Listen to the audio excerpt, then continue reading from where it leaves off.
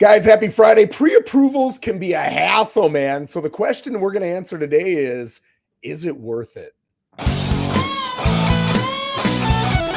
better get fired up.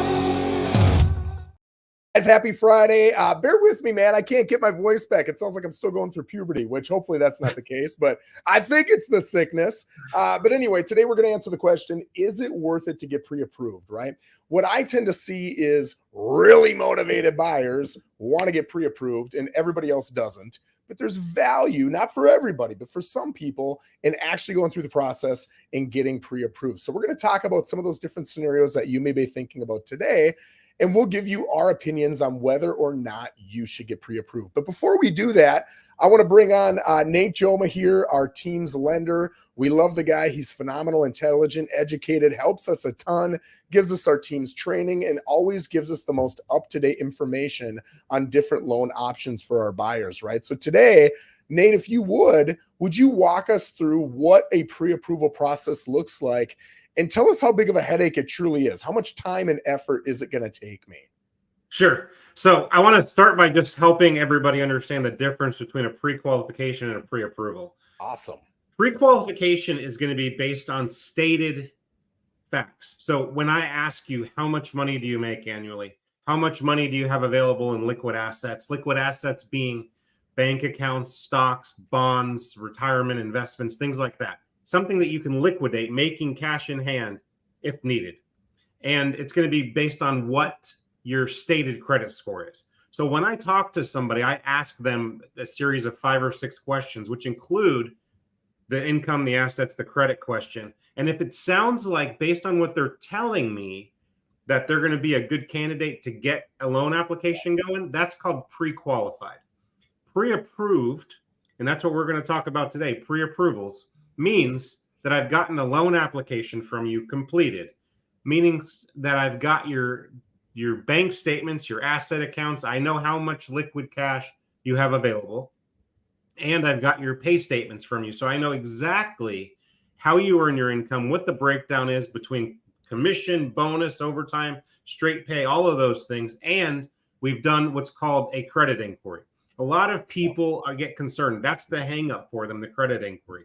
We'll talk more about that, Joe, if you want, but those components right there are the start of what a pre-approval looks like. So beautiful. If I can, just for a second, I want to talk a little bit about that as far as from a realtor standpoint, both a buyer's agent and a listing agent, and also, I guess from a buyer and a seller standpoint too. When you get pre-qualified, which some lenders, they want to mass get people approved, right? Especially a lot of the bigger companies. So they'll do it with stated facts from the buyer. The problem is, even with the best of intent, buyers will not understand something and give erroneous information. And now they won't get approved for as much, or they won't get approved at all. And it really disappoints them. And it's not because they had bad will. It's because they just didn't understand the question, right? That's right. Or they will have ill will and they'll give information and they think they're going to sneak it by the lender. You're not going to sneak it by the lender, right? They're going to figure it out. But now what you've done is set yourself up for failure. As a listing agent and as a seller, it's really important to understand that. Anytime I see a piece of paper coming from a buyer on an offer and it says pre-qualification, I instantly think, dude, this is junk. And my first response is to call that buyer's agent and say, listen, are you actually going to run this through the lender and actually look at their credit and their income and all the other things I want them to look at? And honestly, a lot of buyer's agents don't know the difference. So they're responding to me with question marks, like, what are you talking about? So it's really important as a listing agent to know what Nate just said so that you protect your sellers. And honestly, it's good for the buyer. The buyer sometimes doesn't understand either. Just get them to go through that process, and it helps everybody's situation. Right. Last thing I'll say before handing it back over, if you guys have comments, put them down and we'll certainly get in touch with you before the end of the video. And if you've got any ideas for future videos, you can put that in the comments as well. Thanks, Nate. Yeah, absolutely. So I don't want to call out other lenders on your webcast, Joe, but there is one that rhymes with socket, and that's how they do it. You put in the information. It says, okay, based on what you told me, here's your pre-approval letter. And then there's people out there shopping with this piece of paper that isn't worth the ink that's printed on it. Yep. And it's scary. You're right. It's very scary because then these people they're getting themselves all worked up. They're excited. They've got their heart in. Oh, I love this house. And then come to find out, they talk to somebody locally here that knows, the ins and the outs. And we look over everything and darn it, you don't qualify. But, I have this piece of paper from this place. Yeah, well, they didn't look at it. Yeah. So I don't remember exactly where I left off, but the pre-approval starts with an application, leads to us collecting those documents, verifying everything. And one of the things that's most important with a pre-approval is verifying the income. Assets are easy to find. You look at a bank statement, you look at an asset statement, it says this is what the face value, the cash value is. It's easy. Bank statements are easy to understand. Pay statements is where it gets complicated. A lot of people don't know, even their own bank statements. I keep saying bank statements, pay statements, how to read them. And there's something that we have to do to make sure that we're verifying everything. So we can use straight pay all day long. I make $15 an hour, 40 hours a week. That's an easy mathematical equation. When you have any overtime, bonuses, commissions, any kind of incentives, we have to look at that over a historical period of time, which is typically 24 months, and average it. So if you start a new job, if you're a new real estate agent, as an example, or you sell, cars and it's a brand new job, and most of the income or a good portion of your income is derived from commissions, bonuses, things like that. You can't just say, well, last month I made, 12 grand. Well, great. Last month you did, but what'd you make the month before? What'd you make the previous 23 months? That's what we look at. So that's important for anybody that's watching this to understand. You can always come talk to us and we'll answer those questions and we'll do the analysis with you. I'd even do it on video if you want me to break it down for you line by line. But it's important that you understand that's what the income looks like. I love that. So what I'd like to do is kind of share with you my realtor's perspective on how much time and effort it takes to get through that pre-approval process. And then I'd like you to correct me if there's anything I'm saying that's inaccurate, right? Because you see this way more often than I do. What I tend to see is about a 5 to 10 minute conversation between the lender and the buyer, just kind of getting all the questions answered and everything else. It could be longer, it could be shorter, but 5 to 10 minutes normally. Then you're going to get off the phone and you're going to fill out the application that Nate or whoever your lender is had sent you, right? Filling out that application is pretty simple. It takes maybe 3 to 5 minutes, but there are a lot of documents you've got to add to that, right? Pay stubs and all these other things that Nate was discussing, plus more. And depending upon how organized you are, if you've got a lot of that, because I run a business, I've got everything I need on my laptop, right? Pretty accessible. But when I was in the Army, I really didn't care about a lot of that stuff. So I had to go find it in a bin and I had to pull it out and I had to upload it and everything else. So assuming you've got it on your laptop, you should be able to get through that application process in about 20, 30 minutes, right? Plus whatever uploading time if you don't have it all on your laptop. Then generally speaking, I would say, and here's where you can correct me if I'm wrong, Nate, probably 50% of people are missing something that they needed, right? And they didn't add it the first time. Nate will reach back out to you within a few hours and he'll say, hey, you're missing X. And then you'll submit X. And usually Nate will get back to you within a few hours, at most a day. And you'll know if you're approved or not. And if you are approved, you'll know for how much. And if you're not approved, you'll know why. And the great thing about Nate and any other phenomenal lender is you never get a no. You either get a yes, and this is how much you're approved for, or you get a, hey, you're not approved right now, but if you do this, which should take this amount of time, you should be able to get approved, right? Now you've got a roadmap to success. Yeah, but exactly. Nate, would you say that the time and effort that I mentioned there is pretty accurate? It is pretty accurate. Yeah, the application is pretty simple. There's not going to be any complicated or trick questions on there. Most of it's going to be contact information. Where have you lived the last 2 years? Where have you worked the last 2 years? And then a series of questions about if you've had bankruptcies, foreclosures, tax liens. So it's things that you have in your brain that you can just quickly answer. So I would say 10 minutes maybe tops for somebody that may not be as quick filling out the application, you're done. The next step, like you said, Joe, is just uploading those documents. And depending on what type of loan you're getting and what type of employment you have, and what type of assets you have, there's going to be a different list of questions and there's going to be a different list of docs that are needed. But to your point, if you have those at your fingertips, collecting those and uploading those probably shouldn't take more than 10 or 15 minutes. And then once we get that from you, our next step is to begin reviewing it. So we start looking over the application, getting that completely dialed in and filled in. Then we go and pull up on a different screen. Okay, what are the bank statements? And we look, okay, yeah, that matches, that matches. We update the account numbers. Then we look at the income.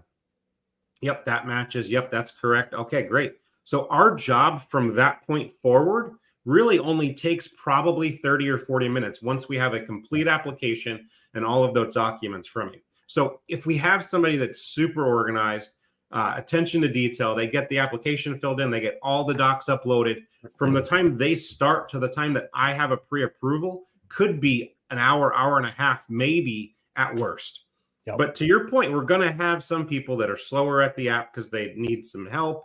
We're going to have people that don't have the documents available. Maybe they're missing a document. Maybe they scanned it backwards and I have a blank page. So there's going to be those caveats that we'll have to work through. But the process isn't difficult, and it's really kind of simple. And one of the huge hangups, again, getting back to something I said earlier on in the show, is everybody's concerned about what's going to happen to my credit if you take this application from me. Well, the good news is that when we do a credit qualifier for you, we don't do a hard inquiry. So it's not going to be a ding on your credit. It's not going to be an inquiry on your credit. We have a soft pull that we use, which gives us just enough information to be able to make not just an educated, but an informed guess at what your credit looks like, what your accounts are, and what your credit worthiness looks like. And then when you go under contract, that's when we'll do that hard inquiry. So the whole time that you're shopping after you're pre-approved, if it takes you 2 weeks, 3 weeks, 4 weeks, you're not going to have multiple dings on your credit. Yeah. So Nate, let me ask you, I get pre-approved with you because my realtor, Joe Rosen, says that's what I should do. But I decide, I don't know if I like guys with mustaches, right? So I want to talk to 2 more lenders. Sure. How is it going to impact my credit if I have 3 different lenders pulling my credit and I'm shopping? Good question. So if we're doing the soft inquiries, it's not going to have any impact at all. If one of those lenders does do a hard inquiry, the good news is that the credit bureaus give you a window. They say anywhere between 21 and 30 days where you can have multiple lenders review your credit, and it only counts for the single inquiry. Yep. So the guy that did it first is the only hit. Everybody after that in that small window doesn't impact your score. Excuse me. Doesn't impact your score and shouldn't hurt your credit at all.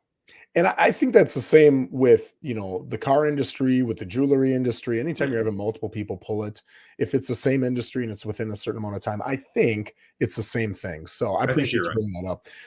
Okay, couple things that I'm going to bring up. I'm going to give you the 5 biggest reasons I have heard. One is something I haven't heard, but I'm guessing it's true, to not get pre-approved, right? Number 1 is my credit sucks right now. So Nate, I'm going to give you my opinion, and I like to hear, your feedback on my opinion, being the lender, being the expert here. What I would say is this: if your credit sucks, like I said before, you're not going to get a no. You're going to get a yes, or you're going to get a not right now, but here's the steps forward if you want to be successful, right? As a father, I'm always thinking about my daughters. What would I tell my daughters? Because I don't want to sell you anything. Nate hopefully doesn't want to sell you anything. We want you to get into specific positions because it's the best position for you to be in financially, for your family, everything else, right? So when I'm thinking about your situation and you're saying, hey, I think I'm just going to rent for a year, my credit sucks, I'm thinking, listen, go talk with Nate. You'd be surprised at the credit score you would need to be able to get a house. I mean, guys, you can be in the 500s and get a house, right? There's reasons you wouldn't want to get that type of loan. But my point is, credit probably either isn't holding you back, or the amount of effort you'd have to put in and the time it takes to fix it isn't as much as you think it is. Right. Generally speaking, we've got most people with credit issues going in 30 to 60 days. Even the tougher ones maybe take 4 to 6 months, right? Are there exceptions to that? Absolutely. But I'll tell you, 90% of people I talk to with credit issues think it's a bigger challenge than it truly is to get those taken care of. What would you say to that, Nate? I think that's absolutely spot on. You're right. There's never a bad time to take a look at your eligibility. So if you think that your credit is bruised, damaged, in the bottom of the bucket, it's a great time to talk to somebody such as a mortgage broker or a credit repair specialist to see what you have to work on. Yeah. Even if it's only going to take a few months for you to work on that, it's better to find out now than when you found the house that you want. And now, oh, shoot, I have to wait a few more weeks or a few more months because I have to work on something. Yeah. Again, because of the fact that we do a soft pull, it doesn't hurt your credit. So there's no downside. You're going to invest some time. Absolutely. You're going to invest some energy. Absolutely. But it's not going to cost you anything, and it's not going to impact your score to go through the process and see where you stand. So if credit is an issue, it shouldn't be a deal breaker. Yeah. And what you guys will get from a guy like Nate is, hey, we can't do this right now, but here are the 2 challenges on your credit report. Here's how you fix them, and here's how long it typically takes somebody. Now you've got a roadmap to success. So now if you're thinking I'm going to rent and you've got 3 months and Nate tells you it's a 30-day fix, you might change your mind. And that one change could impact your wealth for your family for the rest of your life, right? Exactly. So the worst case scenario is you're in the same boat, but now you're more educated on your situation. And with conviction, you can decide to rent, right? But if you just decide to rent or decide to, whatever it is you decide to do, and you're not educated, the odds of you putting yourself in a more harmful position are better, right? So let's get to number 2. I don't have enough cash to buy a house anyway. Here's what I would say. You need typically 3 times your rent amount to be able to rent something. You need first, last, and deposit. And typically that's going to be 3 times the rent. So if you're looking in Port St. Lucie, 3 times the rent, a normal, let's say a 3-bed, 2-bath, that's not beautiful. It doesn't have a pool. It's not updated, but it's not in bad condition. It's in just fine condition. You're probably looking at about $2,500, $2,600 a month, but let's say $2,500 a month, right? You're going to need $7,500 to get into that, right? 2,500 times 3 is $7,500. Assuming you're not a veteran and assuming you're a first-time home buyer, you can use a conventional loan, 3% down. And if you're going for an entry-level house in that $350,000 to $400,000 range, again, maybe it's not updated, maybe it's not your perfect home, but it helps you build the wealth for the future that you need to. You can get into that home, let's say it's $350,000 for 3% down. That's $10,500. That's $3,000 more. Oh, by the way, guys, there are ways that Nate can help you to work with your family and get gifts, right? There's ways to do these different things. And you might be saying, if you're educated, well, yeah, but I got closing costs. True. You do have closing costs, and those are typically, 3 to 4%, depending upon the price and a million other things. But you can negotiate, especially in this market, to get sellers to cover your closing costs. Will they do it 100% of the time? No. But if you've got a savvy realtor and you've got patience and you're focused on building wealth rather than finding the perfect house, you can absolutely get that done. So now the question isn't, do I have enough cash? It's literally a $3,000 difference. Can you find $3,000 either in your pocket, or maybe you got to borrow some money from family members and pay them back, or whatever it is? Nate will run the numbers to let you know what you need, and he'll let you know if it makes sense to financially do it, right? He'll run the numbers with you. The guy's a nerd, trust me. So I would say I'll say this. There are a lot of situations where people just don't have the cash. And if you don't have the 3% down and you can't get it from family members in a gift, yes, you're probably out of luck. However, a lot of people forget that their option B is to go and rent, and they're still going to need several thousands of dollars. So when you look at the difference between what you need on a rental and what you need on a purchase, it's not as big as most people think. Nate, what would you say to that? I say you're absolutely spot on. There's so many different ways that we can leverage other people's money, if you will, to help you get there. So if you have a situation where you just don't have the cash, let's have the conversation anyway, and let's do a debt analysis together.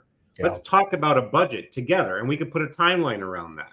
I have a lot of home buyers, or potential home buyers rather, that are in that very situation. They didn't have cash saved up, but they really want to buy. So I say, if you're serious about it, I'm just as serious as you are. Let's sit down. Let's jump on Zoom. Let's look at your bills together, and let's work out a way for you to start setting aside some money every month. And then I call and I check in on them every single month. How are you doing? This is where we said we were going to be this month. Where are you? A lot of times I'm surprised. They're surprised. They're actually exceeding or outpacing what we had discussed, because they get so excited. When they start to see that they're putting money aside, they get excited and they find ways to put more money aside, which is a great thing. If you're not that person that can do that, there's still ways that you can try to just very small amounts every single day, every single month, just start to save. It could be one less coffee. It could be one less McDonald's cheeseburger. There are ways that all of us can pinch more pennies and start to save. It's going to take longer, absolutely. But if you don't wait another year to get started and you get started today, you're a year ahead if you did wait a year, right? So every day matters. And then we can definitely get gifts from family members. We can get gifts from even employers. There's ways that we are able to do that. So if you have an employer that wants to gift you something, we can definitely go that route. If you have family members that want to give you a gift, we can go that route. And then also with closing cost help, like Joe was saying, real estate agents are able to help negotiate into the contract that you're putting in, that there's a little bit of some assistance from the seller as well. So don't ever think that you're out there on your own. You've got a real estate agent that's helping you. You've got the mortgage lender that's helping you. And collectively, we can come up with some pretty creative ideas to help you overcome the shortage of money that you think you're dealing with. Yep. So the next one is, I will get pre-approved, but I'm probably not going to buy for 2, 3, 4, pick your number, amount of months. So let's hold off and wait until I'm actually ready, right? This is what I would say. If you are out 5, 6, 7, 8 months, you might want to wait. That makes complete sense to me. But if you're out 2, 3, 4 months, I would absolutely push you to talk with Nate, right? And I'll tell you some of the objections you would have to that, and I'll tell you how I'd work through that. But he's going to give you all of your problems. I can't tell you how many people have 778 credit scores, which is phenomenal. They've got cash. They talk with Nate, and Nate says, we got a problem. And the problem really isn't it's not a big problem. It's something that can be fixed, but maybe it takes 30 days. Maybe it takes 60 days. If you find out about that problem 2 days before you want to put an offer in, you're going to be bummed that you're going to miss out on that house because you can't get pre-approved, right? Yep. So it makes sense to go in and iron out all those potential issues. And if you're right and everything is beautiful and you're good, okay, you know about it 2, 3, 4 months ahead of time, right? You're good to go. But Nate will also kind of set expectations with you on how much money are you going to need at closing and how much money are you going to be paying a month in your payment, right? Now you can let those things kind of, float around in your head. And on a Tuesday night drinking wine with your wife, you're going to think, but what about this? And you'll have time to bounce those questions and concerns off of Nate so that when you're ready, you are fully ready. Here's the other thing that I would say, right? Nate, let me ask you, how long is you approve me today, right? And you say, hey, Joe, you're good to go for X amount of dollars. How good is that pre-approval good for? It's good for about 90 days. And then after the 90 days, we can refresh it just by verifying that you have the same income, the same assets. We do another quick soft check on your credit to make sure that there's been no material changes to those things. And then you got another 90 days. Okay, so I call you today. It's Friday at 11:39, and I say, hey, it's been 90 days, but now I'm actually going out with Joe Rosen to go look at houses. Can I get that updated? How long is it going to take before I get that updated approval back? I'm going to ask you to just quickly shoot me your last pay statement, send me your last bank statement, and I'll do a credit inquiry. So if you can get me those things quickly, 10, 15 minutes. Boom. It's that easy. So if you guys are thinking it's just too far out, the approval's not going to be good, it doesn't matter. If it's not good, Nate will let you know, or your realtor will let you know. And to get it updated takes mere minutes, right? It's pretty simple. Anything you would say on that, Nate?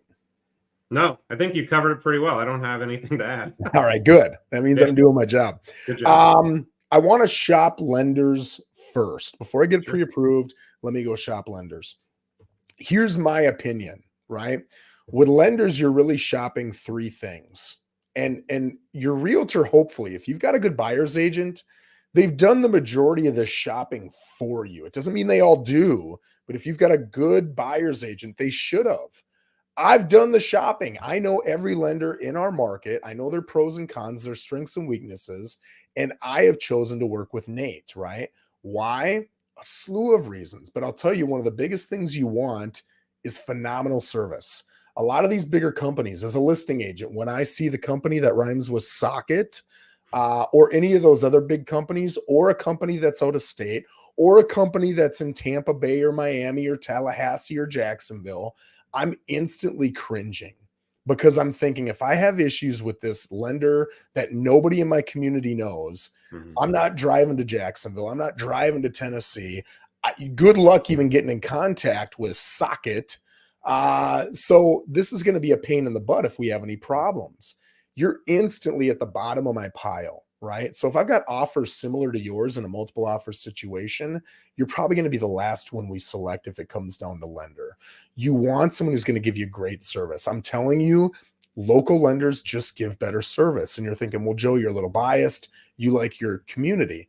No, if I was in Pennsylvania in Harrisburg, I would pick a Harrisburg lender. Why? Because if I have problems, I want to drive 8 minutes, knock on their door, and I want to force an answer out of them.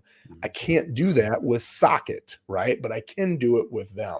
So here's the other thing. Nate's local. A lot of the agents Nate knows, they know me. And Nate knows that. So Nate wants to give me amazing service, my clients amazing service, because he knows realtors talk, right? In fact, one of the reasons I found Nate is because realtors talk. A friend of mine up in, I think she's in Palm Bay, Sebastian. I don't know where she's at, honestly. She works with Nate, and she said, oh my gosh, you got to work with Nate. He's phenomenal. We went out to lunch, and that was how our relationship was built, right? So customer service is a huge part of it.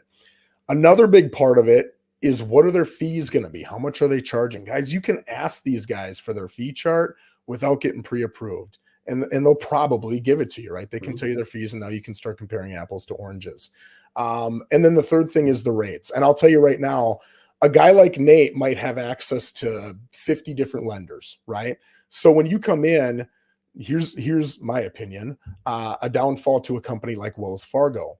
If you go with a Wells Fargo lender and you fit into one of their programs perfectly, they're great, right? Great company, great lending programs. But if you don't fit into their specific Wells Fargo program, that's it. They don't have any other options for you.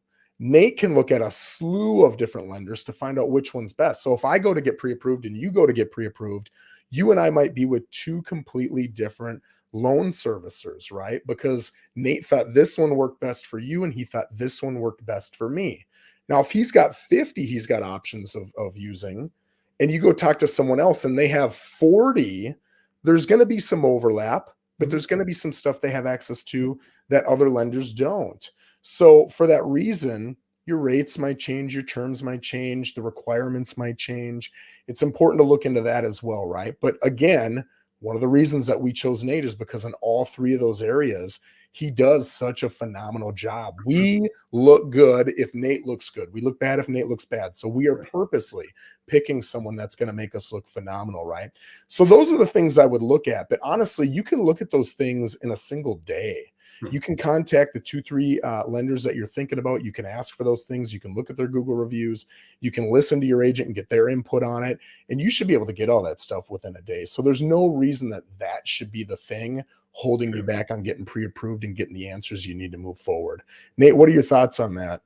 Yeah, that's exactly right. So if I'm putting in an offer at, 123 Sycamore Lane, the costs for that purchase, whether I use lender A, B, C, or Nate Jomaa, are going to be exactly the same, except for our own fees and the rates that we can offer. Everything else is going to be static. So it's in one box, literally at the top left corner, when you get your fee schedule that shows you what our costs are. And that is quite literally the only difference between me and anybody else. So those are the only things that you need to check into, because everything else is going to be the same. So, and I'll tell you guys something too. When it comes to builders, right? Builders specifically build relationships, just like I do with Nate, and they've got relationships with their in-house lender, and they'll tell you, "Hey, we're going to pay your closing costs," or "Hey, we're going to give you $5,000 credit," or whatever it is. And sometimes they do, and sometimes it's a phenomenal deal. And I tell you, when I bring it to Nate and they're shopping that builder's lender and Nate, multiple times I've had Nate say, "Listen, that's a better financial deal. If you're basing this on numbers, I would go with that builder's lender." That's why I work with Nate. I want that honest opinion, right?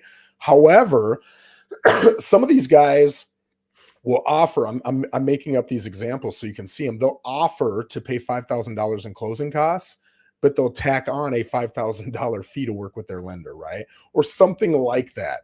So why do I share that? Because if you get the costs from that lender and you can share it with Nate, and get Nate's and share it with that lender.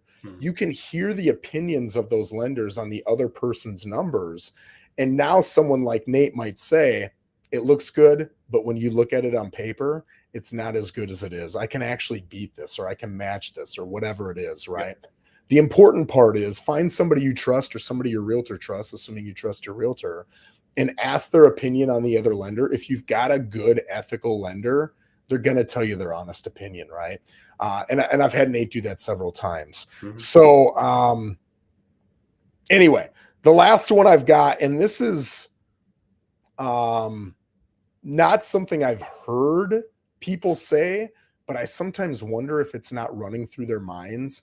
Probably not with a really serious buyer, but with those buyers that are maybe 2, 3, 4 months out. I think they just think it's too much work. It's too time consuming. They think Nate might be a salesman and they're going to have to listen to all these endless pitches. And that's what I'm thinking. If I run into a car salesman and I'm just looking at cars and I'm not really interested in buying, and they're like, hey, let's go do this. I'm thinking, oh my God, I don't want to be sold right now. I'm just looking. I'm not really interested. I completely understand that, right? What I would say is you need to look within yourself and say, how realistic am I about purchasing? How big of a deal would it be, or how valuable would it be if I got the information from Nate that told me I would be approved or I wouldn't? If I am approved, how much would I be approved for? If I'm not approved, what are the problems and how do I solve it and how long would it take? How valuable would that be? If it'd be valuable, then like I said, the whole process, as far as your efforts are concerned, are probably 30, 40 minutes tops, assuming you're semi-organized. To me, it's a no-brainer. You're literally investing in what's probably going to be your biggest asset, at least for 90+% of people. So to have that conversation and set yourself up for success, to me, is a no-brainer. Nate, what are your thoughts? I agree 100%. And there could be some people that have a bit of an attraction to going through the process because they feel like it's too much work and they're not committed enough. But the reality is, if they take the time to really think about the difference between renting and owning property and seeing the numbers, don't take it from me as a salesperson or Joe from a salesperson. Look at the numbers. The numbers don't lie. You're going to find that even in a 3-month period of time, that you're saving a lot more money when you take that out over a number of years as well. So yes, you're going to have a little bit of cost up front when you're buying a property, but no more cost really than when you're going to rent. We talked about this earlier. You have to have 3 times the rent up front. Okay. So you're going to have some money up front to buy a house. Absolutely. Nothing is absolutely free in life. Unfortunately, that's just not a reality. So you're going to have some upfront costs, but then every month you're making a mortgage payment. You owe less on the house. And every month that house now is worth a little bit more. So in some good years, that house accelerates or appreciates rather rapidly. In years that aren't as good, they don't appreciate as rapidly. But real estate is an appreciating asset, which is the opposite of almost anything else you purchase. You purchase a car and you drive it off the lot, it's already depreciated. Real estate, the longer you hang on to it, the more you have available when you sell it.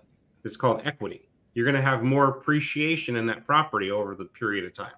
And every mortgage payment you make, you're reducing your amortization, which is the cash that you have to pay off when you either sell or refinance that property. So take that 3-month window that we talked about and take it out 10 years. It's hundreds of thousands of dollars that you're losing if you don't take action today. And I can show you the math. Again, if anybody's interested, reach out to me. We'll walk you through it. Yeah, well said. So last thing I'll throw out is this before I let you guys go. For my analytical people, I'm not really worried about you because you tend to move a little bit slower, a little bit more methodical. You're going to get this done. But for my spontaneous people out there, which there are many who will literally that morning when they're eating their eggs, they're not thinking about houses at all. But then they see a house or they see it on Facebook or they see it on Zillow and they call me, and that day we're looking at it and that day we're putting in an offer. For you folks, you want to get pre-approved beforehand, right? I've seen it happen so many times with my spontaneous people where they'll call me, that exact scenario I just gave you will happen. They'll want to put an offer in and I'll say, we can't put an offer in. At least we're not going to get our offer accepted, I guarantee you, until we get a pre-approval. Now that whole process, them gathering their docs, finding time with Nate, having the discussion, going through and entering it all, it might take a day or two for you to get all the docs and get them back to him. And then, oh, I got to go to work, so I can't work on it until 6 p.m. or whatever it is. That could lose you the house. And it has lost people houses. I've seen it. And I just want to hug these people. I feel for them. But the way to protect yourself, and my analytical people know this, is to think ahead and get that pre-approval done. Again, tops, it's going to take you a day. Get in and get that stuff into Nate, and he'll get it out for you. And now you can make good, educated decisions. So, Nate, I appreciate you coming in. I appreciate, as always, all your education and your focus on helping people rather than selling people. If any of you guys want to reach out to Nate and run numbers, you can run numbers with me. If you want to get pre-approved by Nate, if you've got questions about your credit or the money you'll need down or whatever, you can always reach out to him on Facebook, Instagram, anywhere. You can find him anywhere, and you can send him a message. He'll get back to you right away. But always, I appreciate you guys joining me. And again, if you've got any ideas for future videos, leave them in the comments and we'll make it happen. I appreciate you, Nate. Thank you. Appreciate you, man.